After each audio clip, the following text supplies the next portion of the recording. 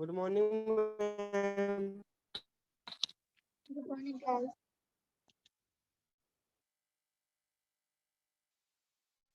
आवाज आ रही है हर्ष? Yes ma'am. चलो, चैप्टर हो गया था वाला 1 के मार्क वाला। क्या मैम? 1 के मार्क वाला जो चैप्टर था आपका हो गया था। Yes ma'am. और संज्ञा प्रसंग व्याख्या हम उसको आज करेंगे। इसको मिल जाएगा कि मैम कल करवाएं? झूठ मैम मिल जाएगा। मिल जाएगा ना? Yes ma'am. चलो, अच्छी बात है। ठीक है, तब फिर यस मैम। तो नेक्स्ट चैप्टर आपका कौन सा है? मैम सांस सांस में बांस। चलिए स्टार्ट करते हैं, ठीक है।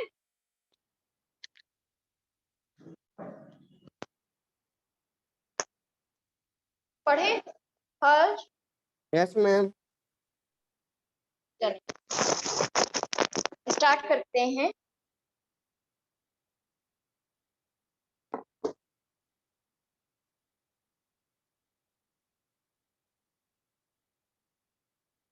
चलिए, क्या हम पहले पढ़ते हैं फिर बताते जा रहे हैं।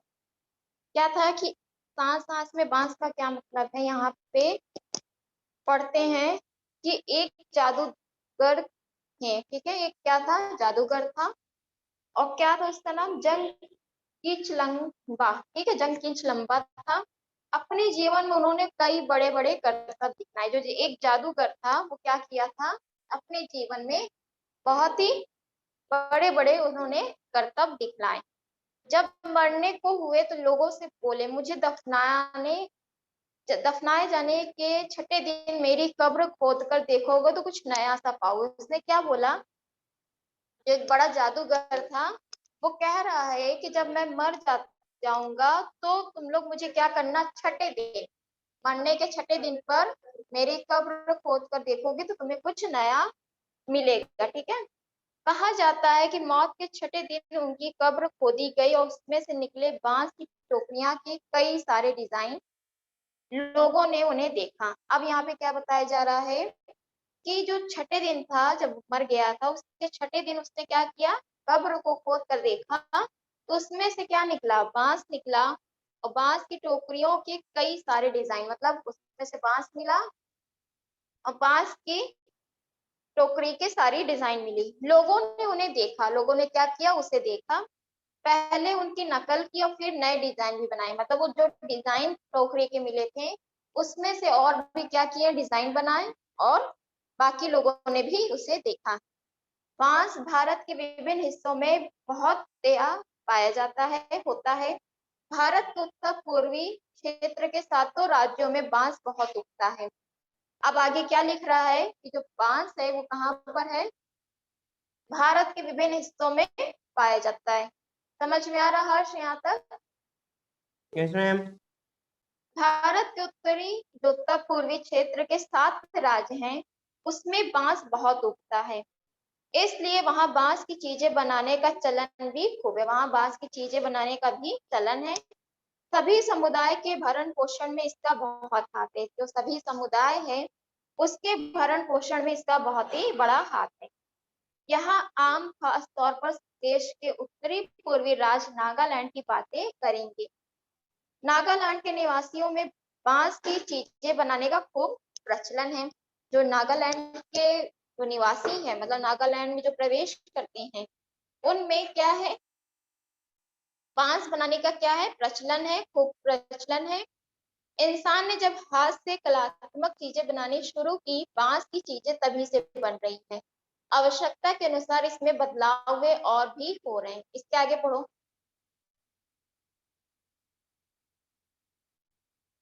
पढ़ो हर। Yes ma'am. कहते हैं कि बांस की बुनाई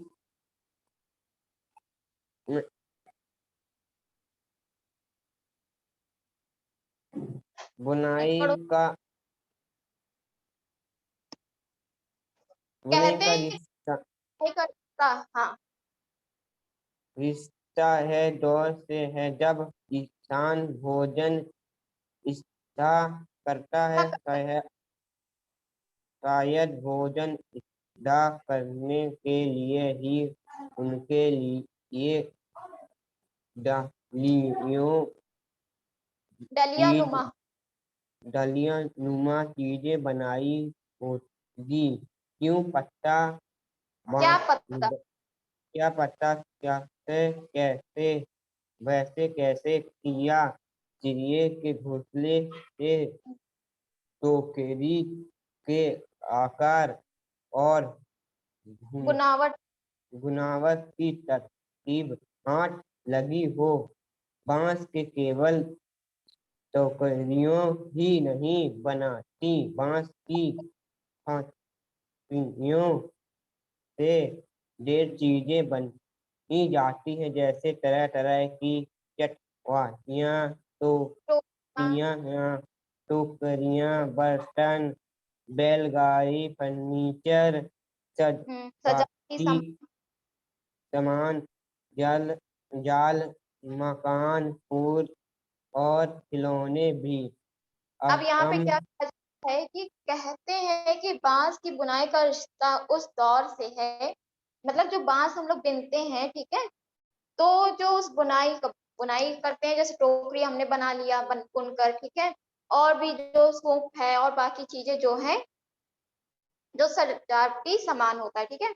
तो जब क्या था कि बांस की जो बुनाई का रिश्ता है वो इंसान भोजन इकट्ठा करता है, जब इंसान भोजन इकट्ठा करता था तब से उसका रिश्ता चला आ रहा है। शायद भोजन इकट्ठा करने के लिए ही उसने ऐसी डलिया नुमा चीजें बनाई होगी। उसने क्या बताया जा रहा है कि शायद हो सकता है कि उसने भोजन जब इकट्ठा किया हो तो इसीलिए उसने डलिया नुमा चीजें बनाई है, ठीक है। क्या पता बया जैसी किसी चिड़िया के घोंसले से टोकरी के आकार की बनावट की तरकीब हाथ लगी हो। अब यहाँ पे क्या बताया जा रहा है कि हो सकता है कि चिड़िया के जो घोंसले की टोकरी के आकार का होता है, जैसे घोंसला जिस आकार का होता है उसी के आकार की बुनावट की तरकीब हाथ लगी हो, तो लोग ने तब से क्या तरकीब निकाला कि इसी तरह हम लोग बिन बुन भी सकते हैं। बांस से केवल टोकरियां ही नहीं बनती, बताया जा रहा है कि बांस से केवल टोकरियां ही नहीं बनती, बांस की खपच्चियों से ढेर चीजें बनाई जाती हैं। केवल टोकरी ही नहीं मात्र बनती है, और भी चीजें क्या की जाती है, बनाई जाती हैं। जैसे तरह तरह की चटाइयाँ, उससे बनती है ना चटाई जो हम लोग बिछाते हैं घर पर, तो वो बन यस मैम। सकती है। और क्या बनता है, टोपियां बनती हैं, टोकरियां बनती हैं, बर्तन, बैलगाड़ियां, फर्नीचर, सजावटी सामान, जाल, मकान, पुल और खिलौने भी, ये सब चीजें क्या होती हैं, हमारे बांस की चीजों से बनती हैं। असम में ऐसी ही एक जाल जकाई से मछली पकड़ते हैं। जो बांस के जाल से क्या है, असम में क्या है, जाल बनाया गया है जो बांस का है, और क्या है, खपच्चियों से बनाया गया है जो जकाई से मछली पकड़ने का काम करता है। छोटी मछली को पकड़ने के लिए इसे पानी की सतह पर रखा जाता है। जो छोटी मछली होती है इस शेप में होता है। असम में जो बनती हैं वो ऐसे करके कुछ होता है, ठीक, ऐसे करके बनाई जाती है, ठीक है। तो इससे क्या होता है, जो ऐसे जो सतह होता है वो निचली सतह पर रखा जाता है, मछली उसमें हाथ लग जाती है, देखोगे नेट पर मिल जाएगा। तो क्या कहा जा रहा है कि बांस की खपच्चियों को इस तरह बांधा जाता है, नहीं यहाँ तक पढ़े थे ना, छोटी मछलियों को पकड़ने के लिए इसे पानी की सतह पर रखा जाता है या फिर धीरे धीरे चलते हुए खींचा जाता है। बांस की खपच्चियों को इस तरह बांधा जाता है कि वे शंकु का आकार ले लें। अब क्या कहा जा रहा है कि बांस को इस तरह से बांधते हैं कि वो क्या करे, यहाँ पे शंकु का आकार कैसा होता है, ऐसे करके होता है ना,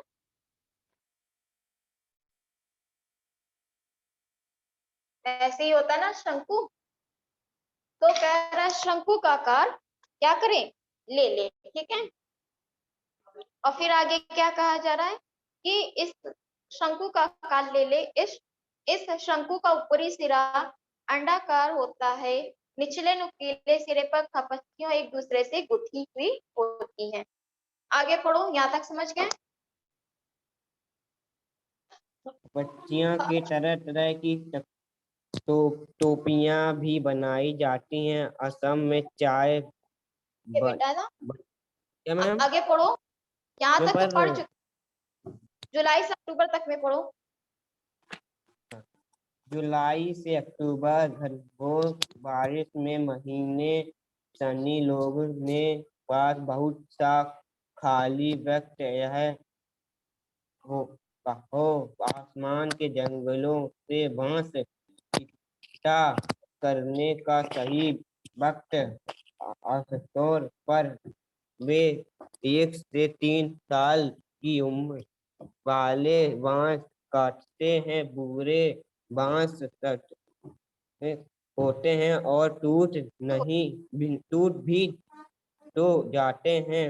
बांस से फसलें और पत्तियों अलग कर दी जाती हैं। इसके बाद ऐसे बांस को चुना जाता है जिसमें गांठें दूर दूर होती हैं। डओ यानी चौड़े चांद जैसी फल वाले चाकू से इसे चीर कर सब्जियां आगे तैयार भी। हाँ, यहाँ पे बताया जा रहा है कि जुलाई से अक्टूबर, जो जुलाई से अक्टूबर का महीना होता है, मतलब जुलाई, अगस्त, सितंबर और अक्टूबर, ठीक है। तो जुलाई से अक्टूबर तक के जो महीना होता है, घनघोर बारिश के महीने होते हैं। जो जुलाई से अक्टूबर होता है उसमें देखो बारिश होती ही है, ठीक है।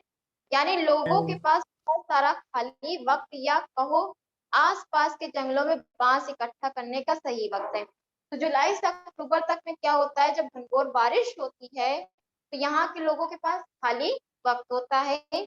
और क्या होता है, तो जंगलों से क्या करते हैं इकट्ठा, या फिर ये कह सकते हैं जंगलों से बांस इकट्ठा करने का सही वक्त होता है। आमतौर पर वे 1 से 3 साल की उम्र वाले बांस काटते हैं। जो 1 से 3 साल की उम्र वाले जो बांस होते हैं, मतलब ज्यादा वो बड़े नहीं हो पाते हैं। और क्या होता है, जब 1 से 3 साल तक के जो होते हैं उम्र वाले बांस काटते हैं। बूढ़े बांस सख्त होते, जो बूढ़े जब बड़े हो जाएंगे तो वो क्या हो जाते हैं, कठोर हो जाते हैं। सख्त मतलब होता है हार्ड, कठोर, ठीक है। तो कड़े हो जाते हैं। लेकिन जो 1 से 3 साल के हैं वो मुलायम रहते हैं। जैसे छोटा बच्चा 1 से 3 साल का रहता है तो छोटा बच्चा क्या रहता है, सॉफ्ट रहता है। उसी अब जब बड़ा होता है तो थोड़ा हार्ड हो जाता है। तो इसी तरह जो बांस है वो क्या बताया जा रहा है कि जो बांस है वो 1 से 3 साल तक में क्या करता है, उम्र वाला बांस काटते हैं क्योंकि वह मुलायम रहता है। लेकिन जो बांस बड़े बूढ़े हो जाते हैं वो हार्ड हो जाता है। तो जब हार्ड हो जाएगा तो वो तोड़ा नहीं जा सकता और टूट टूट भी तो जाते हैं। तो बांस से शाखाएं और पत्तियां अलग कर दी जाती है। जो यही जो बांस हमने बनाया है, इससे क्या किया जाता है, जो शाखा होती है, जो पत्तियां होती है वो अलग कर देते हैं, ठीक है, अलग कर दी जाती है। इसके बाद ऐसे बांसों को चुना जाता है जिनमें गांठें दूर दूर होती हैं। फिर क्या करते हैं, हम लोग उस बांस को चुनते हैं जिसमें गांठें क्या हो, दूर दूर बनी रहे।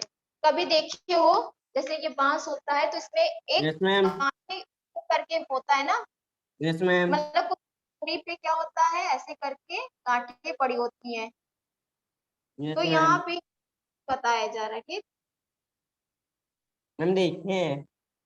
देखिए हो ना, यस मैम। ग्रीन कलर की होती है। Yes ma'am. तो क्या ऐसे ही होती है, तो क्या कहा जा रहा है इसमें, यहाँ पे ये बताया जा रहा है कि ऐसे बांसों को चुना जाता है जिनकी गांठें क्या होती है, दूर दूर होती हैं। तो दाऊ यानी चौड़े, दाऊ मतलब क्या होता है, चौड़ा, या चांद जैसी खाल वाले चाकू से। अब चाकू से क्या करते हैं, इन्हें बीच से जहां से गांठें पड़ी होती है वहां से हम लोग क्या करते हैं, इसको तोड़ते हैं, ठीक है। फिर क्या बताया जा रहा है, चाकू से इन्हें छील कर, पहले ऐसे नहीं तोड़ते हैं, इसको क्या करेंगे, इसको पहले छीलेंगे और तब इसको काटते हैं, ठीक है। फिर काट कर क्या करते हैं, चाकू से इन्हें छील कर खपच्चियां तैयार की जाती हैं। खपच्चियों की लंबाई पहले से ही तय कर ली जाती है। मसलन आसान जैसी छोटी चीजें बनाने के लिए बांस को हर एक गठान से काटा जाता है, लेकिन टोकरी बनाने के लिए हो सकता है कि 2 या 3 या 4 गांठों वाली लंबी खपच्चियां काटी जाएं। यानी कहाँ से काटा जाएगा, एक टोकरी की लंबाई पर निर्भर करता है। मतलब जब हम एक टोकरी बनाने लगते हैं तब यहाँ निर्भर करता है कि बांस को हम कहाँ से कट करें कि खपच्चियां तैयार हो जाएं और लंबी खपच्चियां तैयार की जाती हैं। यहाँ तक क्लियर हुआ? मैम। कहाँ तक पढ़े हैं? खपच्चियां क्या की जाती हैं? मसलन आसान जैसी छोटी चीजें बनाने के लिए बांस को हर एक गठान से काटा जाता है, और लेकिन टोकरी बनाने के लिए हो सकता है कि 2 या 3 या 4 गठानों वाली लंबी खपच्चियां काटी जाएं। यानी कहाँ से काटा जाएगा या टोकरी की लंबाई पर निर्भर करता है। ठीक, फिर उसके बाद क्या बताया जा रहा है?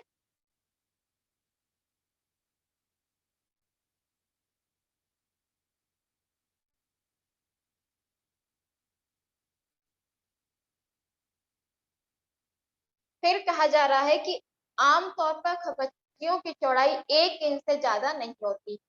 यहाँ पे क्या बताया जा रहा है, जो खपच्चियां होती है वो 1 इंच से ज्यादा नहीं होती है। ठीक है, यहाँ हाँ, खपच्चियां 1 इंच से ज्यादा नहीं होती हैं। चौड़ी खपच्चियां किसी काम की नहीं होती। जो चौड़ी होती हैं वो 1 इंच तक होती हैं, जो चौड़ी होती हैं वो क्या है, ज्यादा चौड़ी नहीं होती। ठीक है, ऐसी ही रहती हैं। अब यहाँ पे क्या बताया जा रहा है, चौड़ी खपच्चियां किसी काम की नहीं होती हैं। इन्हें चीर कर, इन्हें क्या करते हैं, इसको फाड़ते हैं और बीच से क्या करते हैं, इन्हें चीर कर क्या करते हैं, पतली खपच्चियां बनाई जाती हैं। पतली खपच्चियां लचीली होती, जो पतली खपच्चियां होती हैं वह लचीली होती हैं। खपच्चियां चीरना उस्तादी का काम। ठीक है, सब लोग क्या होता है, इन खपच्चियों को नहीं चीर सकते, मतलब उसको अलग नहीं कर सकते हैं। जो उस्ताद होगा उनका ही काम है। ठीक है, हाथों की कलाकारी के बिना खपच्चियों की मोटाई बराबर बनाए रखना आसान नहीं है। जो हाथों की कलाकारी है, ठीक है, हाथों की कलाकारी के बिना खपच्चियों की मोटाई बराबर बनाए रखना आसान नहीं है। इस हुनर को पाने में काफी समय लगता है। टोकरी बनाने से पहले खपच्चियों को जितना चिकना बनाना बहुत जरूरी है, क्योंकि जितना चिकना बनाओगे उतना ही फायदा करेगा। ठीक है, यहाँ फिर दाव काम आता है। खपच्ची बाएं हाथ से होती है और दाव दाएं हाथ से। मतलब दाव का धारदार सिरा खपच्ची को दबाए रहता है।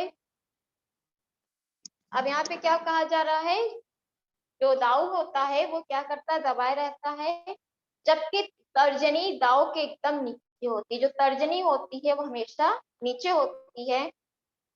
पढ़ो यहाँ से हर्ष। मैम, इस स्थिति में वह हाथ से कब्जियां को बाहर की ओर खींचा जाता है और इस दौरान इस दौरान दायां अंगूठा दाएं दाऊ को अंदर की ओर दबाते हैं और दाऊ खपच्ची पर दबाव बनाने हुए घुमाई करता है जब तक खपच्ची एकदम चिकनी नहीं हो जाती। इस क्रिया दोहराई जाती है।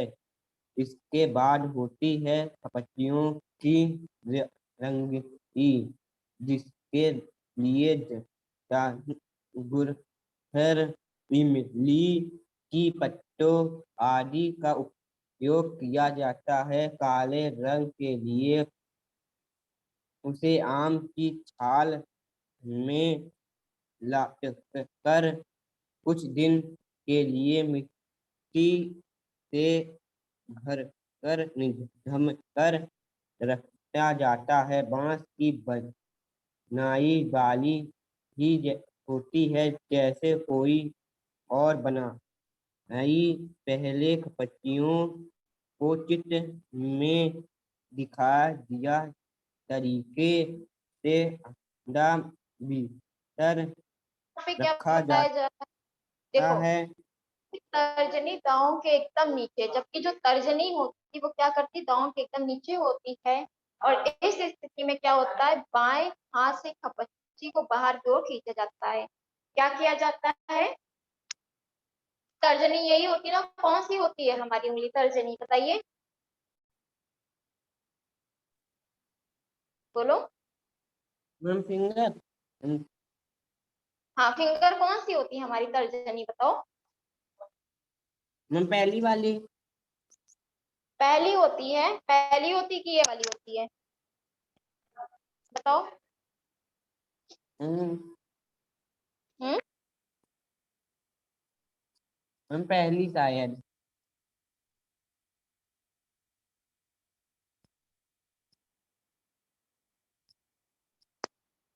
ये अंगूठा होता है, ठीक।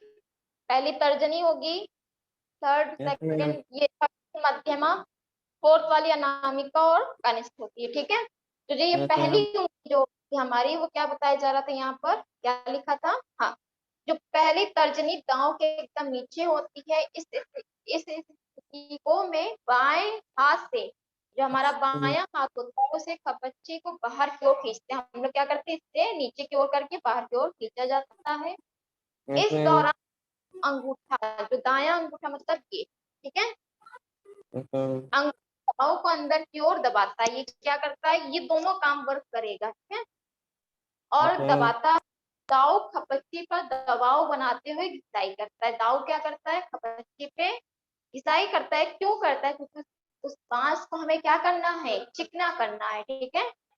तो घिसेंगे जब उसकी चीजों को, तभी तो वो क्या होगा, चिकना हो जाएगा। जब तक खपच्ची एकदम चिकनी नहीं हो जाती, जब तक क्या होता है, खपच्ची बिल्कुल चिकनी नहीं हो जाती है, यह प्रक्रिया दोहराई जाती है। यह जो प्रक्रिया होता, प्रोसेस होता है, दोहराया जाता है। क्यों, क्योंकि हमें मेन क्या करना है, हमें बांस जो है जिस आकार में हमने काटा, उससे पहले हमें चिकना करना है। क्योंकि जब हम चिकना कर लेंगे, उसको कोई शेप देंगे तभी तो दे पाएंगे ना। तो यहाँ पे इतनी चीज बताई जा रही है। फिर उसके बाद क्या बताया जा रहा है, इसके बाद होती है खपच्चियों की रंगाई। अब हमने क्या किया, बांस को पहले लिया, 1 से 3 साल तक का हम बांस लेते हैं, और वो क्या करता है, मुलायम क्योंकि होता है, उसे जिस शेप में डालना होगा वो डल जाएगा।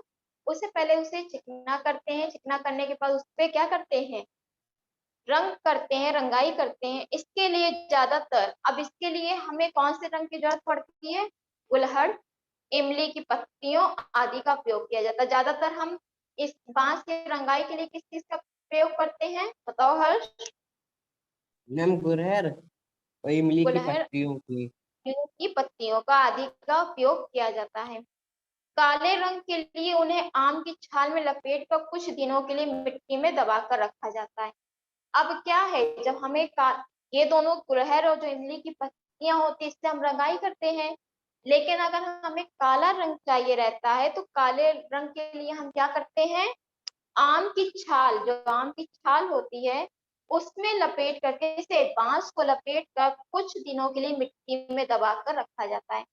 अब देखो, हम रंग करने के लिए किन कलर का प्रयोग करते हैं, किन चीजों का, तो गुड़हल का हो जाएगा, इमली की पत्तियों का। गुड़हल होता है, इमली की पत्तियां, ठीक। लेकिन जब हमें काला रंग चाहिए रहता है, तो हम आम की छाल जो होती है, उसमें बांस को लपेट कर मिट्टी में दबा कर रख देते हैं कुछ दिनों के लिए, तो वो काला रंग हो जाता है, ठीक। बांस की बुनाई वैसे होती है जैसे कोई और बुनाई। बांस की बुनाई भी जैसे हम लोग बुनते हैं ना, जैसे चारपाई आप लोग बुनते हो कि नहीं, या सोफा हो गया, जो तांत वाला सोफा नहीं होता है, यस देखे मैम। होगे, टोकरी भी बिना जाता है कि नहीं। तो ये यस कह मैम। रहा है कि बुनाई, बांस की भी बुनाई उसी तरह होती है जैसे कोई और बुनाई, मतलब जो जैसे हम और चीजों को बुनते हैं, वैसे ही बांस की भी बुनाई करते। पहले खपच्चियों के चित्र में दिखाए गए तरीके से आड़ा तिरछा रखा जाता है।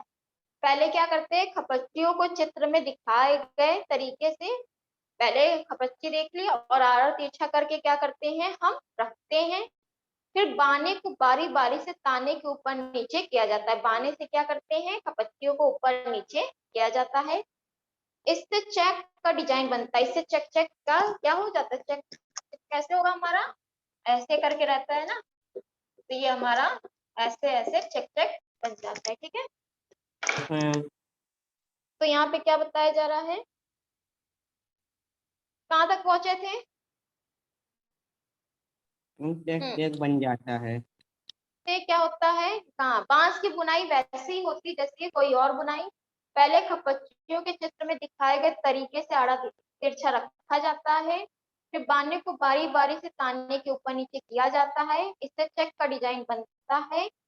और पलंग की नेवाड़ की बुनाई की तरह, और पलंग की बुनाई नेवाड़ की बुनाई की तरह ट्वेल बुनना हो तो हर एक बाना को 2 या 3 तानों के ऊपर या नीचे से जाता है। इससे कई सारे डिजाइन बनाए जा सकते हैं। टोकरी के सिरे पर खपच्चियों को या चोटी की तरह गूंथ लिया जाता है। जैसे हम लोग चोटी करते हैं बालों में, तो वैसे क्या करते हैं, टोकरी के सिरे जो होते हैं, मतलब जो टोकरी का ऊपर सिरा होता है, ऐसे टोकरी पकड़ते हैं ना हम लोग का। टोकरी कैसे होता है,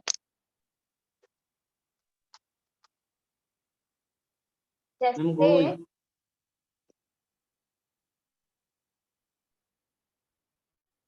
ऐसे हमारा होता है ना, और ये क्या होता है, डलिया। ठीक है, पकड़ने वाला। तो जो ये होता है पकड़ने वाला, ठीक कैसे करके होता है ना,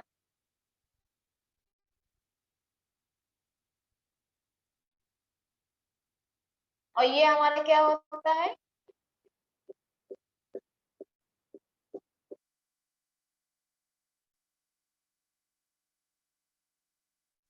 ऐसे करके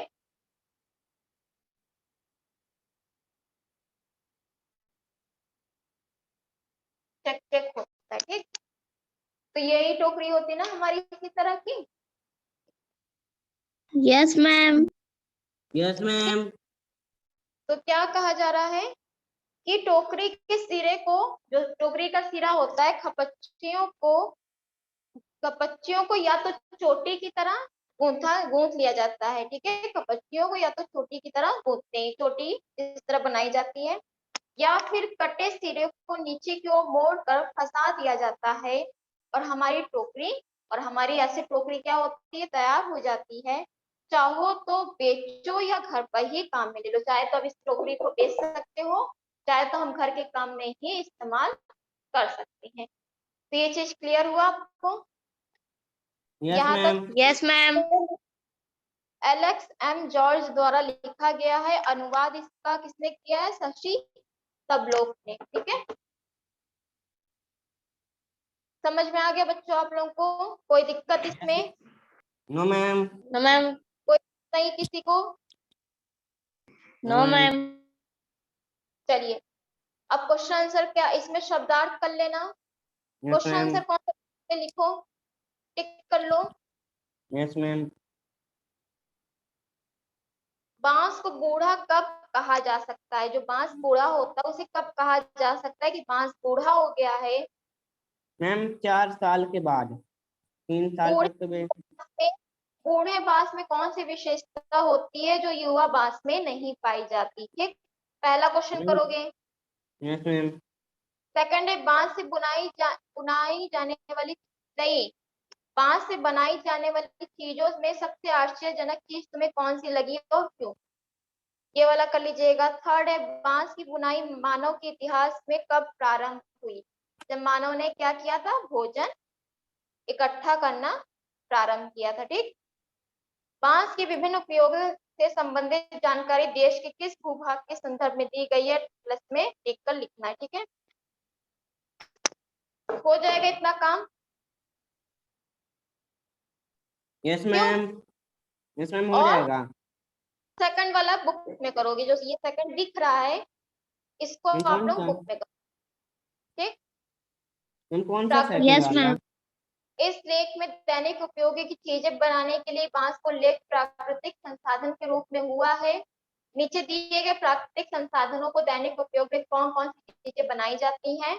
प्राकृतिक संसाधन है दैनिक उपयोग की वस्तुएं, चमड़ा, घास के तिनके, पेड़ की छाल, गोबर, मिट्टी। और दैनिक उपयोग में इनकी वस्तुएं कैसे बनती है, इसको आपको मैम मैम निमन कर मैम जो निमन से उसको चारों करना है हाँ और निबंध निमन से। पूरा करना है आपको, चारू करना है, ठीक है। Yes ma'am. कोई दिक्कत इसमें? No ma'am. No ma'am. पूरा काम हो जाएगा आप लोगों का। Yes ma'am. Yes ma'am. ठीक? तो क्वेश्चन कर लीजिएगा और जो सेकंड वाला हमने कहा है बुक में कर लीजिएगा। अब इस यस बताइए मैम। को तुम लोग को क्या मैम? इसके चैप्टर में या अभी वाले चैप्टर में कोई दिक्कत है? No ma'am. कोई दिक्कत नहीं। No ma'am. तो ये आज आपका ये चैप्टर भी पूरा कंप्लीट। इसके आगे अब कुछ है नो मैम।